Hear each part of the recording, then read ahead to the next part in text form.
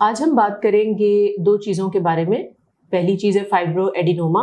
और दूसरी है दोनों छातियों के साइज में फ़र्क। फाइब्रो एडिनोमा या जो अर्ली एजेस हैं उनमें छाती में गिल्टी का महसूस होना। फाइब्रो एडिनोमा नॉर्मली 15 साल से लेकर 30 साल की खवातीन के अंदर गिल्टी छाती के अंदर महसूस होती है और इसके अंदर इसकी अलामात में ये है कि दर्द महसूस नहीं होती ज़्यादातर खवातीन को, और दूसरा ये कि ये गिल्टी अपनी जगह बदलती रहती है। जो पेशेंट्स क्लिनिक में आते हैं वो कहते हैं कि डॉक्टर साहिबा कल ये गिल्टी यहाँ पे थी, आज ये यहाँ पे आ गई है, और वो बहुत ज़्यादा परेशान होते हैं। तो इसके बारे में आप ये जान लें कि इस एज में 95% गिल्टियाँ बिनाइन होती हैं, उनका कोई भी लेटर ऑन इफेक्ट नहीं होता या उनका कैंसर में बदलने का इम्कान नहीं होता।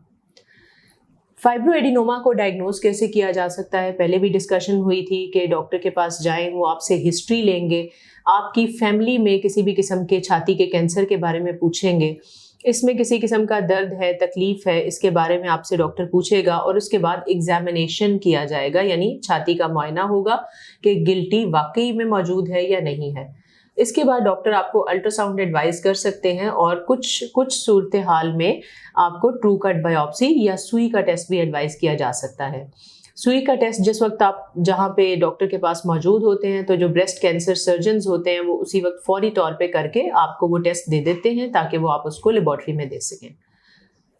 अगर इस गिल्टी का साइज 2.5 सेंटीमीटर से बड़ा हो या इस गिल्टी में दर्द शुरू हो जाए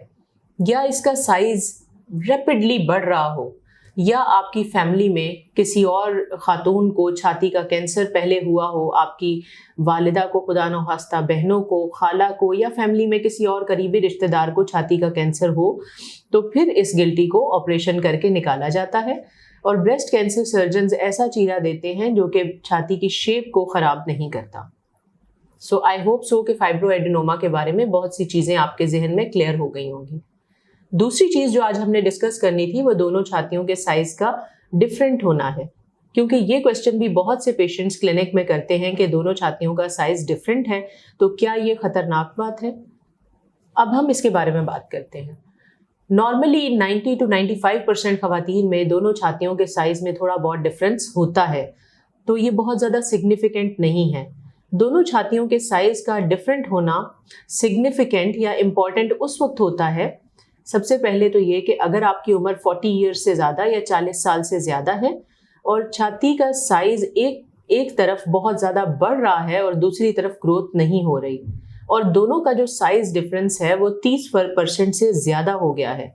तो ये सूरत हाल किसी भी अंडरलाइन प्रॉब्लम या किसी गिल्टी की वजह से हो सकती है या किसी कैंसर की वजह से भी हो सकती है। अगर ऐसा मामला है तो आप अपने डॉक्टर से फौरी तौर पर जाके मिलें और उसको एग्जामिन करवाएं। नॉर्मली जो 15 से 18 साल की उम्र की खवातीन लड़कियां होती हैं जिनमें हार्मोन्स डेवलप हो रहे होते हैं, उसमें कुछ साइज़ का डिफरेंस आ सकता है जो कि नॉर्मल हो सकता है, और दूसरा प्रेग्नेंट और दूध पिलाने वाली माओ में भी ये डिफरेंस हो सकता है। तो अगर आप इन दोनों टाइम फेजेस से गुजर रही हैं तो ये डिफरेंस नॉर्मल भी हो सकता है, लेकिन अगर साइजेस बहुत तेज़ी से एबनॉर्मल हो रहे हैं तो उस सूरत हाल में आप ज़रूर अपने डॉक्टर के पास जाएं और इसको एग्जामिन करवाएं।